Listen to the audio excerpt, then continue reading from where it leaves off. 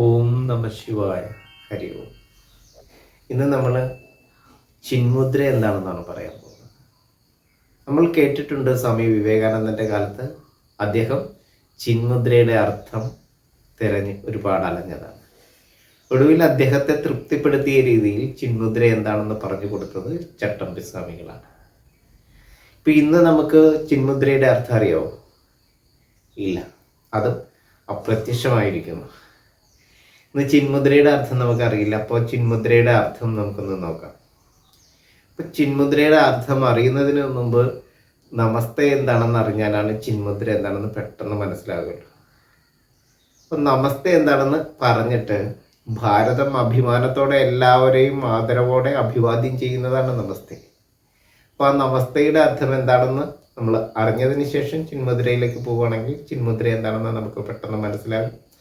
അപ്പോഴാണ് ചിന്മുദ്രയിൽ ഇരിക്കുമ്പോൾ നമുക്ക് അനുഭവപ്പെടുന്ന ആ ആത്മീയ തലം അത് എന്താണെന്ന് മനസ്സിലാവുകയില്ല. അപ്പോൾ ആത്മീയത എന്താണ്? അത് അറിവാണ്. എന്തിനെക്കുറിച്ചുള്ള അറിവാണ് ആത്മീയത?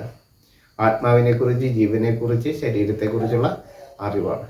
ആത്മാവിനെയും ജീവനെയും ശരീരത്തെയും ചേർത്ത് വെച്ച് സംരക്ഷിക്കുന്ന ജീവപ്രപഞ്ചത്തെ 33 കോടി ചരാചരങ്ങളെ സംരക്ഷിക്കുന്നതിന് വേണ്ടിയിട്ടുള്ള പരമമായ ജ്ഞാനമാണ് ആത്മീയത. ആത്മീയതയുടെ ആത്മാവ് എന്താണ്? അഹിംസയാണ്. ആഹാരത്തിന് വേണ്ടിയോ ആചാരത്തിന് വേണ്ടിയോ ഒന്നിനെയും ഹിംസിച്ച് ഭക്ഷിച്ചുകൊണ്ടോ ആത്മീയത പ്രഭാഷണം ചെയ്യാനോ ആത്മീയ യാത്ര നടത്താനോ നമുക്ക് പറ്റില്ല. നമുക്ക് പറ്റുമോ? ഇല്ല. അപ്പോൾ എല്ലാത്തിലും ആത്മാവിനെ കാണുന്നതാണ് ആത്മീയത. അപ്പം എല്ലാവർക്കും നമസ്തയുടെ അർത്ഥം പറഞ്ഞുകൊണ്ട് നമുക്ക് ആ നമസ്തേ പറഞ്ഞുകൊണ്ട് നമുക്ക് ഇന്ന് തുടങ്ങാം.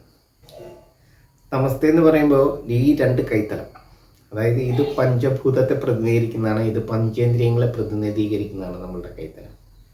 ഈ കൈത്തലത്തെ നമ്മൾ ചേർത്ത് വെക്കുകയാണ് ഇങ്ങനെ. എന്നിട്ട് നമ്മൾ എന്താ ചെയ്യുക? ഇങ്ങനെ ഒന്ന് ചെറുതായിട്ട് അതിനകത്തേക്ക് ദൃഷ്ടി കൊടുക്കും അല്ലേ? മൂക്കിൻ്റെ തുമ്പിലൂടെ ആ കൈത്തലത്തിലേക്ക് നമ്മൾ ജസ്റ്റ് ഒന്ന് നോക്കും. ഇപ്പോൾ 10 പേരിൽ ഒന്നായിട്ടാണ് നമുക്ക് കാണാൻ പറ്റുക. എന്നിട്ട് നമ്മളുടെ ഫേസ് കറക്റ്റ് ചെയ്ത് പൊസിഷനിൽ കൊണ്ടുവരും. ഇങ്ങനെ നോക്കിയതിന് ശേഷം നമ്മൾ എന്താ ചെയ്യുക? നമ്മൾ മുന്നിൽ വന്ന് നിൽക്കുന്ന ആളെ ഗൗരവത്തിൽ നോക്കുമോ? ഇല്ല. വളരെ പ്രസാദത്തോടു കൂടിയിട്ട് അദ്ദേഹത്തെ സ്വീകരിക്കും. നമ്മളിങ്ങനെ വെക്കുമ്പോൾ, ഈ കൈത്തലം വെക്കുമ്പോൾ തന്നെ അദ്ദേഹവും എന്ത് ചെയ്യും? നമസ്തേ പറഞ്ഞിരിക്കണം. നമ്മൾ നമസ്തേ കൊടുത്താൽ എന്ത് കിട്ടണം? നമസ്തേ നമുക്ക് തിരിച്ച് കിട്ടണം അല്ലേ? നമ്മൾ കൈകൂപ്പി നമസ്തേ പറഞ്ഞാൽ തിരിച്ച് അതുപോലെ തന്നെ കൈകൂപ്പി നമസ്തേ പറയണം.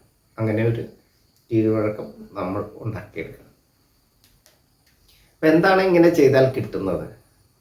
നമ്മൾ ഒരാളോട് നമസ്തേ പറഞ്ഞു, തൊഴുത്ത് നിന്നുകൊണ്ട് നമ്മളൊരു കാര്യം പറഞ്ഞാൽ എന്താണ് അതിനകത്തെ ഗുണം? എന്താണ് നമസ്തേ പറയുമ്പോൾ കൈ തൊഴുത്ത് പിടിച്ചാൽ ഈ മുദ്രയിലേക്ക് വരുമ്പോൾ എന്താണ് ഗുണം? ഇപ്പം നമസ്തയുടെ അർത്ഥം ഏറ്റവും ചുരുക്കി നമുക്കൊന്ന് പറഞ്ഞിട്ട് ചിന്മുദ്രയിലേക്ക് പോകാം. അപ്പം നമസ്തേ നമുക്ക് എന്താണെന്ന് നോക്കാം. പ്രപഞ്ചം എന്ന് വെച്ചാൽ വിശേഷേണ 5, ആ 5 ചേർന്നതാണ് ഈ പ്രപഞ്ചം, ഈ ഭൂമിയും നമ്മളുടെ ശരീരവുമെല്ലാം. പ്രപഞ്ചത്തിലെ വിശേഷണമുള്ള 5 ഭൂതങ്ങൾ മണ്ണ്, ജലം, വായു, അഗ്നി, ആകാശം. ഈ 5 ചേർന്നതാണ് ഭൂമിഗാത്രം. നമ്മുടെ വലത്തെ കൈത്തലം പഞ്ചഭൂതങ്ങളെയാണ് പ്രതിനിധീകരിക്കുന്നത്. ഈ പ്രപഞ്ചത്തിലെ പഞ്ചഭൂതങ്ങളുടെ സേവയ്ക്ക് വേണ്ടിയിട്ട്, എന്തിനാണ് പഞ്ചഭൂതങ്ങളുടെ സേവ?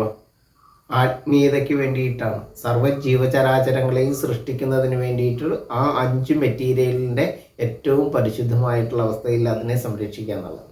പരിസ്ഥിതി ശുദ്ധീകരണമാണ് പഞ്ചഭൂത സേവ. അപ്പോൾ പഞ്ചഭൂത സേവയ്ക്കായി പഞ്ചേന്ദ്രിയങ്ങളെ എന്ന് പറഞ്ഞാൽ ആ തൊക്ക്, നക്ക്, മൂക്ക്, കണ്ണ്, ചെവി എന്ന് പറയുന്ന പഞ്ചേന്ദ്രിയങ്ങളെ, നമ്മളുടെ അറിവിനെ സ്വീകരിക്കുന്ന 5 ഇന്ദ്രിയങ്ങളെ ഞാൻ നെഞ്ചോട് ചേർത്ത് വെക്കുന്നു. ഒന്നുകൂടി പറയാം. പഞ്ചഭൂത സേവയ്ക്കായി പഞ്ചേന്ദ്രിയങ്ങളെ ഞാൻ നെഞ്ചോട് ചേർത്ത് വയ്ക്കുന്നു. സമസ്തതിനെയും ഒന്നായി കണ്ട് നമസ്കരിക്കുന്നു. ഇങ്ങനെ നോക്കുമ്പോൾ തന്നെ ഒന്നായിട്ടേ കാണുകയുള്ളൂ. ഒന്നാളെ നമ്മളായി തന്നെ നമ്മൾ കണ്ട് നമസ്കരിക്കുന്നു. അത് മുഖപ്രസാദത്തോടു കൂടിയിട്ടാണ് ചെയ്യേണ്ടത്. നമ്മളിങ്ങനെ വെക്കുമ്പോൾ ഇത് ഭക്തിയുടെ മുദ്രയാണ്. നമ്മളിങ്ങനെ തൊഴുതാൽ നമ്മൾ ആരെയാണോ തൊഴുന്നത് അദ്ദേഹത്തിൻ്റെ ഹൃദയവും ഓപ്പണാവും. നമ്മൾ കൈ ചേർക്കുമ്പോൾ ഓപ്പണാകുന്നത് ഹൃദയവുമാണ്. അത് നമ്മുടേതും അദ്ദേഹത്തിൻ്റെതും. അതാണ് ഈ മുദ്രയുടെ പ്രത്യേകത. നമ്മൾ തൊഴുതിട്ട് ഒരു കാര്യം പറഞ്ഞാൽ എത്ര തിരക്കുള്ള ഒരാളും അത് കേൾക്കുവാൻ, അത് ഹൃദയത്തിൽ സ്വീകരിക്കുവാൻ കഴിയുന്നത് ഈ ഒരു മാജിക്കാണ്. ഇതൊരു മാജിക്കാണ്. Program sponsored by മൂഴിക്കരോട്ടറി.